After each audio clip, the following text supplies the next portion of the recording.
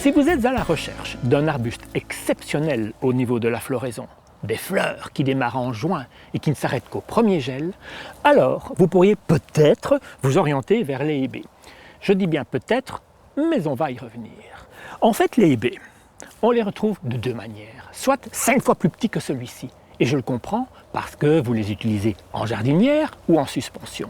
Ou alors de format gigantesque, environ 1 mètre en tous sens, même parfois dans certaines potées, parce que je les vois bien par exemple sur votre terrasse dans un beau conteneur, ou encore comme ici, en pleine terre, en plein massif. Celui-ci, il appartient à un groupe un peu spécial qui s'appelle Addenda, et les noms qui suivent caractérisent en fait les couleurs. Il en existe des mauves sombres, des blancs, des roses Barbie, ou celui-ci qui hésite, je dirais, entre le rouge et le rose, on va dire une couleur un peu fuchsia, et qui s'appelle Donna Nica.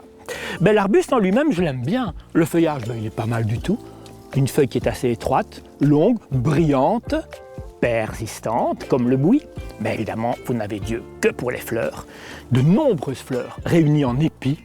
Ça me fait penser en fait à son nom vernaculaire, on l'appelle la Véronique arbustive. Mais attention, ce qu'on ne vous dit peut-être pas en jardinerie, c'est que cet arbuste n'est pas totalement rustique.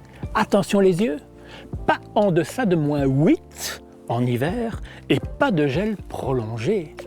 Ça, c'était pas prévu au programme. À la rigueur, au pire, vous allez le considérer comme une potée annuelle, comme vous le faites par exemple avec les chrysanthèmes. Mais, je vous vois d'ici.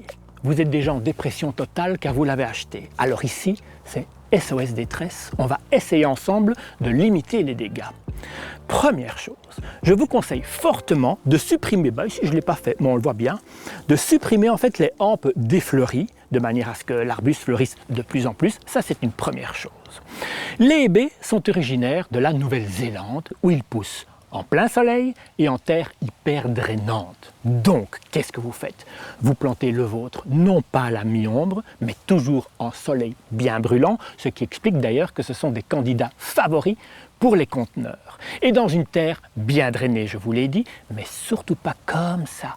Pas faire de cuvette, car ça va accumuler l'eau et faire pourrir les racines, mais plutôt comme ça.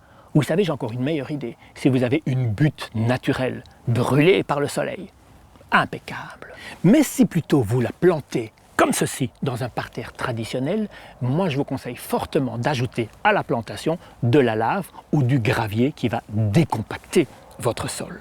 Et autre chose importante, ne jamais planter en pleine terre un hébé à l'automne. C'est trop tard, il n'arrivera pas à faire ses racines. Et enfin, dernière chose et toujours aussi importante, en fin d'automne, ne coupez plus rien. Là aussi, c'est une protection naturelle au froid. Et rassurez-vous, dès l'année suivante, puisque c'est une plante qui fleurit sur le bois de l'année, elle fera ses fleurs 1 ou 2 mois plus tard. Hébé Addenda Donna Nica, à planter obligatoirement au printemps, dans un sol hyper drainé, en plein soleil, pour une floraison tout l'été jusqu'au gel.